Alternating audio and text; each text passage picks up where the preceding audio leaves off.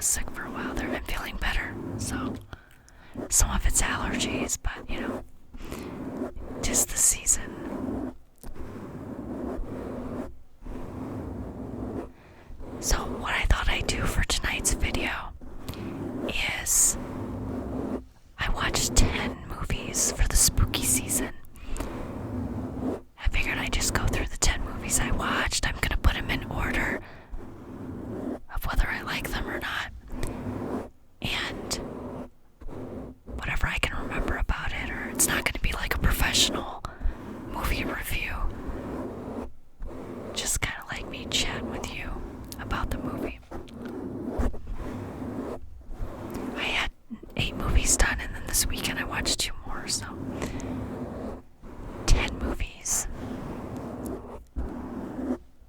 So a lot of whispers, and of course I'll be massaging the microphone here while I go over my list of movies. So, number 10, the one I liked the least, was Pet Sematary: Bloodlines. It's kind of supposed to tell the history of the Pet Sematary. At least that's what I thought it was going to be about. There is a little bit of history in there, but the story wasn't that good, to be honest. I really didn't like the original Pet Sematary movie, so I knew going into this one I might not like it very well. But I wanted to watch something a little different. I mean, it's just basically, if you've ever seen Pet Sematary, they don't even really show much about the actual cemetery, I guess. But of course the one guy, looks like a zombie and is wandering around doing weird stuff, and of course he was buried in the cemetery and came back. They get buried in the cemetery, they come back to life, but they're not who they were before. But this is supposed to take place in 1969, I believe. So if you like those kind of movies like Pet Sematary and stuff like that, you might like this movie. I'm not gonna say I didn't like it at all. It wasn't my favorite. It was kind of boring, I thought, and I may have spaced out and not been paying attention if they actually told the story in there. Because I went back through it and there's some, but I expected there to be a little more history to it and just a better story altogether. But I guess I should have known it wouldn't really be. I just couldn't get into it. Kind of remind me of a zombie movie, except I don't like zombie movies, but even those are sometimes better than this. I don't know. If you like the Pet Sematary kind of thing where the guy comes back from the dead and kills people, sure. I said not my favorite, but good enough, If you like those kind of movies and you don't have to pay extra to watch it, I watched it on Paramount Plus. I have Paramount Plus, so that everything's good with that. I didn't have to pay extra. Only one of the movies on my list did I rent, and then it came out on another streaming service that I wouldn't have had to pay extra for, but that wasn't this movie. When we get to that one. And next was a movie I wasn't sure I was going to watch because I thought I was going to have to pay to rent it, but I didn't. I watched Winnie the Pooh, Blood and Honey on Peacock. It was dumb, okay? But it was a slasher movie. In a supernatural slasher movie, Winnie the Pooh and Piglet killing everyone. Christopher Robin comes back to see them after being gone for 5 years, I think it is, or something. And of course they've become feral, pretty much killing everyone. But I did see, I don't know if you guys have seen the story online about the elementary school teacher in Florida that showed like a half hour of that movie to their students, apparently not knowing what kind of a movie it was, or claiming not to have known.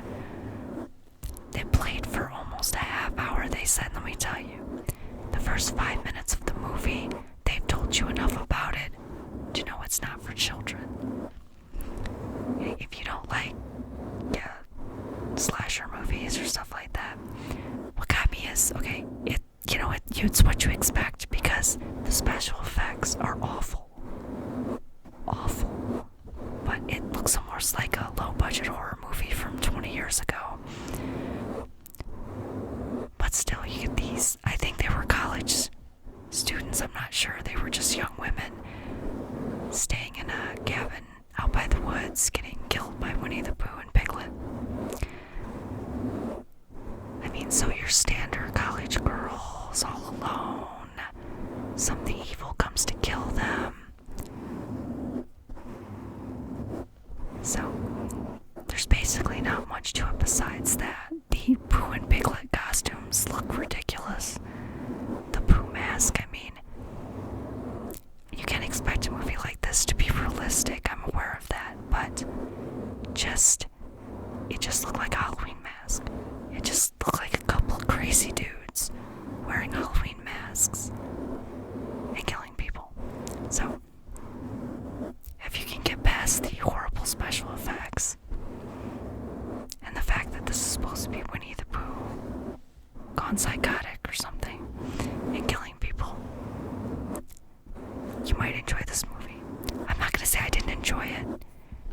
It just wasn't as good as some of the other movies I watched.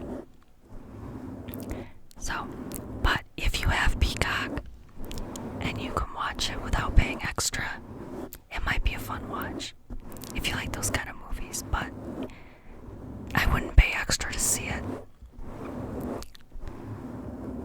And then I watched, now this was the first one I watched, but it's on my list at number 8, Evil Dead Rise. Now, I saw the Evil Dead movies many years ago, so I don't remember a lot about them. Just enough I read a little bit online to make sure I knew what I was talking about, but I did watch Ash vs. Evil Dead, the series that they had on. I don't remember what the series was on when it first came out, but they have it on Hulu now. And like I said, this was on HBO Max, so I have HBO Max already, so I'm not paying any extra to see this movie. It wasn't as bad as I expected it to be, to tell you the truth. I didn't expect it to be good, but it was better than I expected. Because it's your Evil Dead movie, you know? Evil being takes over someone and starts killing everyone. Let me tell you, if you do not like bloody movies, do not watch this movie. Blood, and more. Just so much blood. It was crazy. I forgot to look that up again, but they tells online how many, like, 17,000 gallons of fake blood they used for this or something like that. It was a really crazy number. I can't remember exactly what it was, and I didn't write it down, but just, it wasn't a terrible movie, but it wasn't a good movie either. It was just a good enough. Because it was very brutal and very gory and very, very bloody. So if you do not like the very super bloody movies, this isn't the movie for you. I don't mind the bloody movies, so, but it was just, there was just so much blood, I can't even explain it. There's one scene where the elevator opens, or are they on that? I don't even remember exactly, just blood rushing everywhere. I thought that reminds me of something from The Shining. And then when I looked online, some people were saying that blood scene from the elevator was just like The Shining. So, I guess I knew then. But, if you are looking for a more humorous horror movie, like some of the Evil Dead was before, looking for I call it the Ash effect. If you're looking for more of that, like the humor, the game with the blood and gore that you got from the other Evil Dead movies with Ash, or Ash vs. Evil Dead, there's no Bruce Campbell. There's nobody like that at all. I think maybe he made some of that more humorous than it was, but still, it's not a horror humor movie. It's just a flat out demonic, possession, bloody, gory movie. If you like those movies that are really super bloody, super gory, then you'd probably like this movie. If you like the Evil Dead movies, you might like this one, or you might be disappointed because of there's none of the humor in it. None at all. I kind of like the humor horror movies. It just makes it more fun sometimes to watch. But I said not a terrible movie. And not a good movie either. Just a good enough movie that if you have HBO Max or if it comes to another service, again, I don't know if I'd pay extra to see it, but now the next one I watched, or the next one on my list, number 7, is called Sick, and it's on Peacock. Now, Sick is not a supernatural horror movie. It's not a comedy horror movie. It's just a straight up, kind of like a slasher movie. I don't know if I'd even call it a slasher movie. Because yes, some people do get killed, but it's not a huge, giant killing spree. It's not supernatural based, and it's more based in reality. There is a lot of talk of the virus, so if that's a trigger for you or a touchy subject, then this movie is not for you. These 2 college girls during quarantine are going to stay at the one girl's, I think it's her parents' cabin in the woods, or something. I don't remember whose cabin it was. I think it's the one girl's parents. And they're going to stay there during quarantine. And someone comes and tries to kill them, pretty much. That's pretty much what the previews tell you, too. Somebody is watching them, sending them some creepy messages, showing up in the house. So it's one of those kind of movies. I thought it was okay, but again, it was boring. There are parts of it where I'm just like, something please happen, something, anything. And then when the action started happening, I was like, yeah, I don't know. It was pretty good in that sense. I mean, you didn't have any idea who was killing who, or who was trying to kill them. I'd liked more of a story with more like a couple of suspects or something like that. Nothing. I mean, that's the only story to it until the end when they explain why someone came to the cabin, why they came after her and her friend. Until that point, it just doesn't really make any sense. But most of these movies don't. When you get to the reason, I guess it makes sense, but oh no, I just thought it was a boring movie. It was, it killed some time. It was on Peacock. I didn't have to pay extra. Like I said, only one movie did I pay extra for, so this year, if you like a slower moving movie, when it finally gets into the action, it's pretty good. Kind of psychological aspect to it, I guess. But yeah, other people in the reviews said that it moved really fast for them, and I just did not get that, so I could be wrong, right? The next movie, number 6, is called Cobweb. And I watched that today, actually, on Hulu. And this is more of a psychological thriller. There is a sort of supernatural aspect to it. But you don't really see what's happening until very close to the end. This little boy is hearing knocking sounds in his bedroom wall, and his parents aren't paying attention. Oh, it's just an old house, that just happens. And then he starts hearing a voice and more knocking, and then weird stuff starts happening. And it takes most of the movie where you're trying to figure out what exactly is happening. Is there someone in the wall? Is there a ghost in the wall? Is the kid imagining things? So I like that part of it where you are kind of trying to decide. I kind of had fun trying to figure out what was really happening. And I like those kind of movies where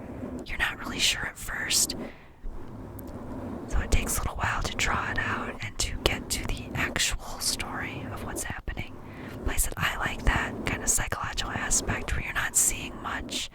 You're hearing a few things and you're not sure if what you're hearing is real or imagined, if it's real world or supernatural. So I really like that. When you get towards the end of the movie, it does get a little more bloody, but it doesn't really show much of that action. It takes place, most of it off screen, where you'll hear screaming and thumping and stuff like that. They do show a little bit, but it's nothing like Evil Dead. That was really gory. This here is not really like that. Like I said, it was a pretty good movie, I thought. I mean, not super exciting, but this one moved a little quicker for me than Sick did. So that's why I put this one a little higher, because I like the storyline a little better, and I wasn't wishing it would get over. I just wanted to know the secret. So I still enjoyed it. It was on Hulu. I have Hulu, so no extra, like I said. And then number 5 was also on Hulu, and that was The Boogeyman. Now this does have a supernatural aspect to it, but a lot of the movie is more on the psychological side again, where things are happening but you don't know what at first. And even when they spot the boogeyman, you're not sure at first if anyone actually did see it or if they're imagining it, the same kind of thing. But it's these two girls, one's a teenager, one's a younger girl, and their dad and their mom died in an accident. I'm not sure how long ago, but I think they were just going back to school after the accident is where it starts. And their dad's a psychiatrist or a psychologist working out of his house. So this man comes to their house to talk to the father, the psychologist. And that's when everything kind of goes to hell. It's like he brought this dark entity with him into their house.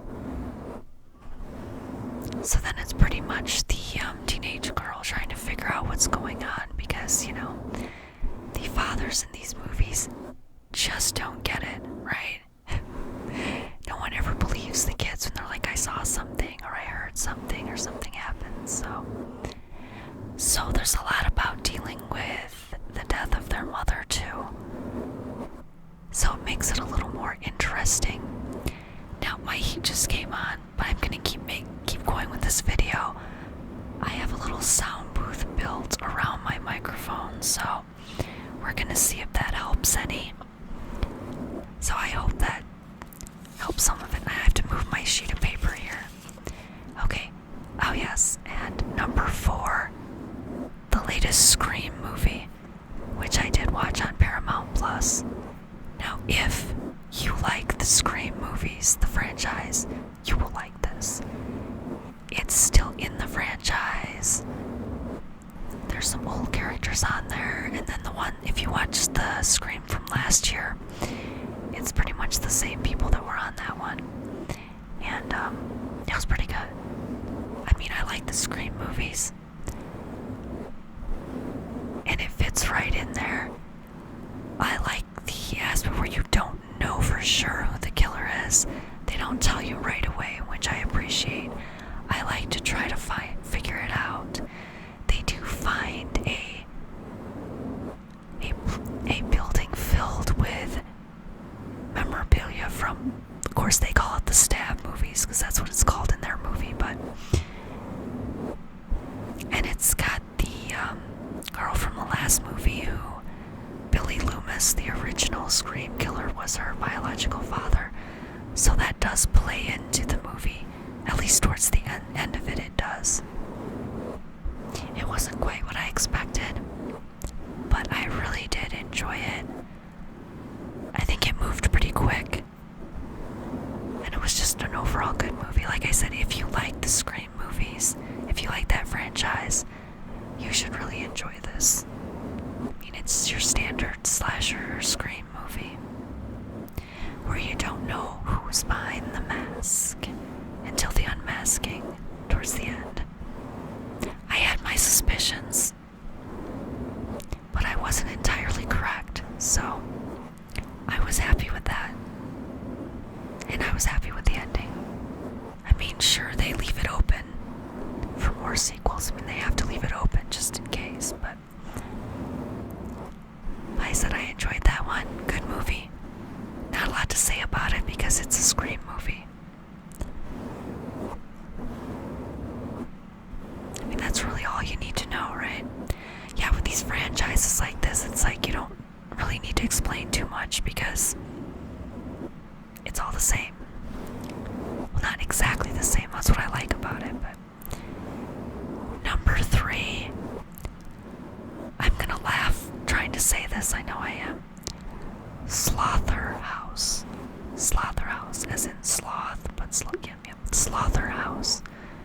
Where this girl trying to be a influencer and trying to be president of her sorority gets a sloth and brings it there to be the mascot for their sorority house. And of course the sloth goes crazy and starts killing everyone. They do not show every murder. They just kind of show clips. There's a huge social media influencer aspect to it. They're showing stuff being posted, you know, like the sloth posting photos too. So, yeah, it's one of those funny horror movies. It takes place in a sorority house, so some of the characters are kind of annoying. The special effects are really not that good. The sloth is really weird looking, but it's funny. It's funny and a horror movie at the same time. So if you like funny horror movies, movies with creatures killing everyone, if you like the sorority house murder type movies, I know there are a lot of those, that might be a good movie for you. I actually paid to rent this movie on Amazon, and then later I found it on, I don't remember which service it was. It might be Peacock. I think it was Peacock, but I'm not sure. After I rented it last week and watched it, this week I found it on one of the streaming services where I didn't have to rent it, which it was not on there before, so, but it's okay, I don't mind. It was good enough. I'm glad I didn't go to the theater to watch it, but watching it at home, that was pretty good. I enjoyed it. Like I said, if you like the funny horror movies, a sloth running around killing people, and he moves a little faster than you would think. But it's just, yeah, it was a fun movie. Then number 2 was Renfield. Now, Renfield is a movie with, he's, takes care of Dracula, like bringing him victims, and he has to eat bugs for his supernatural powers. Yeah, I thought that was kind of, well, different. But, Dracula is played by Nicolas Cage. So at first, I was a little leery because I like Nicolas Cage, okay? But usually either his movies are really good or really bad, so I wasn't knowing what to expect. But as I should have known, the movie's called Renfield, so it's more about Renfield than it is about Dracula. It's like an action, comedy, horror movie all rolled into one. It's, as I wrote down, ass-kicking with a side of supernatural. Nonsensical but fun. I mean, I watched this one after I watched Evil Dead Rise. I did this for kind of comic relief after watching that because, you know, after all that blood and stuff, I thought it'd be nice to watch a movie that wasn't quite as graphic or gory, and this was not. This was more of an action, like I said, action, comedy, horror. There was a lot of action and a lot of ass kicking, which I really love those kind of movies. ass-kicking movies are some of my favorite to begin with. But then when you add in the supernatural aspect and some comedy and Dracula, it was just really good. I did watch that on Peacock, I believe. I forgot to write that down. I would have paid to see it. I wouldn't have minded if I had paid to rent that one. Actually, I'll probably watch it again because I did really enjoy it. I mean, not really a Halloween movie, but none of these are. They're just spooky movies. Because my number one movie is not a spooky movie, really. It's more of a psychological thriller. I don't even know what to call it. But the number one movie that I watched this year, this spooky season that I just loved, was Hypnotic. Hypnotic with Ben Affleck on Peacock. I don't even know what to say about this movie because I do not want to spoil anything for you. It's like a science fiction, psychological thriller type movie. It has a little supernatural twist to it, but it's more like maybe it's an X-Men type twist kind of thing, I want to say. The thing about this movie that I liked about it so much is the twists and turns and the keeping you guessing and the slow unraveling of the story. I mean, just when you think you know what's going on, you probably don't. That's what I liked about it. It just, every time I thought I knew it, like, oh, I know what's happening now, I didn't really know what was happening. And I won't say Ben Affleck is my favorite actor, but I really didn't like him in this movie. He did a really good job. Like I said, it's the twists and the turns and the surprises that come out of it. I mean, maybe not everyone would be as surprised. I don't know, but I like trying to figure out what's happening in a movie, you know? The trying to put the puzzle pieces together. I really enjoy that. In this movie, we had that in an abundance of just trying to figure out what's going on. Like I said, every time you think you know what's going on, something else happens. You're like, wait a minute, maybe this is what's going on. And just, I really enjoyed all the twists and turns. And sometimes I'd say a movie that slowly unravels a story is kind of boring, but not this. I was not bored with this at all. The slow unraveling of the story, I think, made this a better movie. Where we didn't just jump right into knowing everything that was going on. It wouldn't have been any good that way. It has to be the slow unraveling, the slowly revealing things, and then revealing something else, and then just twisting and turning. That's my thing with this movie. The twisting, the turning, the surprises. It was just a really good movie. The acting was pretty good as well, so the storyline, the acting. This may be a Peacock original, I can't remember, but it was a good movie.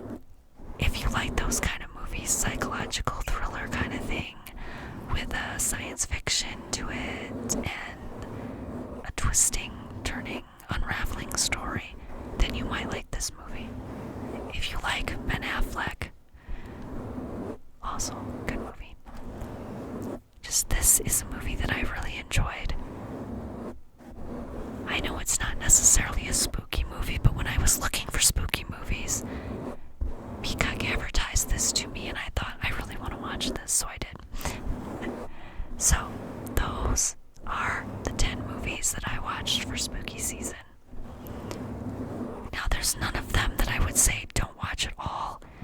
I mean, even Pet Sematary Bloodlines, if you like Pet Sematary and you like those type of movies, really not that bad. Just kind of boring for me. And Evil Dead, if you don't like blood and more blood, do not watch that movie. Because that's what you're going to get. And a lot of horrific, gory scenes in that movie. I thought I might have nightmares, but I didn't. But yeah, if you squeamish at all, do not watch that movie. If you don't really like the demon possession kind of movies, which I normally don't, you might not like that one either, but otherwise, like I said, most of these movies are pretty good. I mean, Slaughterhouse is what you expect, Scream is what you expect. Overall, I'm happy with all the movies I watched.